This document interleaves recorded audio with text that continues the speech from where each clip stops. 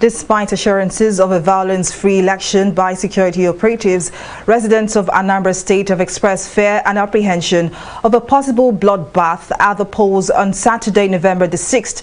Streets and major highways in Awka, the Anambra State capital, were deserted, casting doubt over Saturday's governorship elections. Details in this report.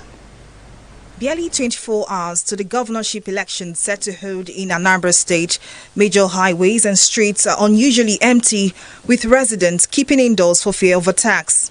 An educator, Onyinye Ezechuku, is one of many residents in Anambra State who desires to participate in the elections, but the fear of violence and heavy military presence might not make this happen. Actually, yes, people are generally afraid to cast their votes tomorrow because in Anambra, there's kind of this insecurity, and besides, we are given a 1 week sit at home from 4th November to 11th, and the sudden cancellation will lead to people being scared of moving out. And we also saw proofs of army vehicles coming into Anambra. So what you hear from people saying is that I don't think I'll go out tomorrow, they are coming to shed blood, this and that, we are not sure of casting our vote. That's what you will hear from people. But normally in Anambra State, when we have elections, people are eager to vote. People are eager to sit in their polling units to see the conclusion and the counting of the ballot paper before the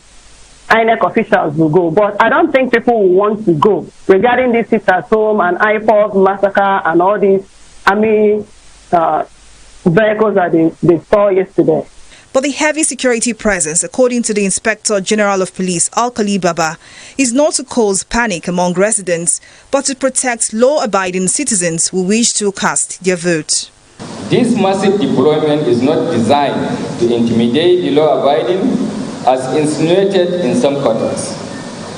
In the contrary, it is to reassure them of adequate protection by deterring misguided political elements as well as non-state actors that might be bent on threatening the election through acts of armed violence or other conduct that violate the provisions of the Electoral Act. To further ensure a smooth and violence-free polls, candidates in the forthcoming elections, led by the Chairman, National Peace Accord, General Abdusalami Abubakar, were charged to uphold the tenets of the peace deal signed by all candidates. It's not a mere exercise.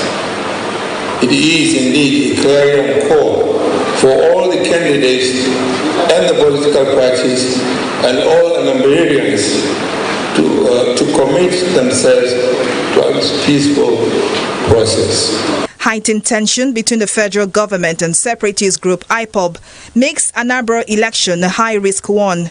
While the country's Electoral Commission has called for peace during and after the polls, the coming days will be the acid test. Folashade Ogurinde, TV 360 News.